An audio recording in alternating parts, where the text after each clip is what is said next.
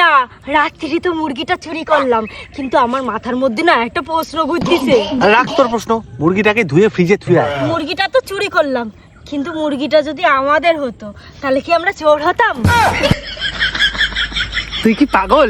নিজেদের মুরগি চুরি করলে আবার চোর হতে হবে কেন? ওটা তো নিজেদের সম্পদ। আচ্ছা ধর মুরগিটা চুরি করার 1 সেকেন্ড আগে মুরগিটা আমাদের হয়ে গেল, তাহলে আমরা মালিক হব না চোর হব? 1 সেকেন্ড আগে কি করে মুরগিটা আমাদের হবে? ওটা তো শ্যামলী কাকির মুরগি। আচ্ছা মনে কর শ্যামলী কাকি ওই মুরগিটা মনে মনে আমাদের দান করে দিয়েছে। এখন যদি এই মুরগিটা আমরা নিয়ে আসি তাহলে সেইটাকে চুরি করা কবে না উপহার কবে? ওরে আমার আইন বিশেষজ্ঞ, তো শ্যামলী কাকি যা কিপটে, ও আমাদের গোটা মুরগি দান করে দেনে। আমরা নিজেদের হাতে মুরগি নিয়ে আসছি মানে আমরা চুরি করেছি, কথা শেষ। দা আমরা তো চুরি করিনি, আমরা তো সমাজ সেবা করেছি। কিরাম লজিক বুঝবি? মনে কর মুরগিটা আমাদের বাড়িতে ডিম পাড়তে আসলো, এখন মুরগিটারে সাহায্য করার জন্য মাছ পাতের তেল কোলে উঠায় নিছি, তাহলে এটা চুরি করা কবে না সমাজ সেবা কবে?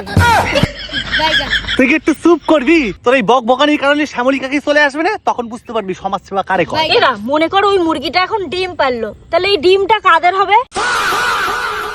জানি নে, মনে হয় ডিমটা আমাদের হবে, কারণ আমরা মুরগি চুরি করেছি, ডিম তো আর চুরি করিনি। তুই তো আমার কনফিউশনের মধ্যে ফালাই দিতেছিস। আচ্ছা ওই ডিমটা কি মুরগির ভিতরে ছিল না পরে আসলো? ডিমটা তো মুরগির পেটের ভিতর ছিল, তাহলে কি মুরগির সাথে সাথে আমরা ডিমটাও কিডন্যাপ করেছি? এটা মুরগি চুরি করার শাস্তি আর কিডন্যাপ করার শাস্তি কি এক? মনি তোর আর মুরগিটা ফ্রিজে থন লাগবে না, ওর শ্যামলী কাকিরই দিয়ে আয়। শ্যামলী কাকির চেয়ে তোর এই প্রশ্নগুলোই ভয়ঙ্কর বেশি।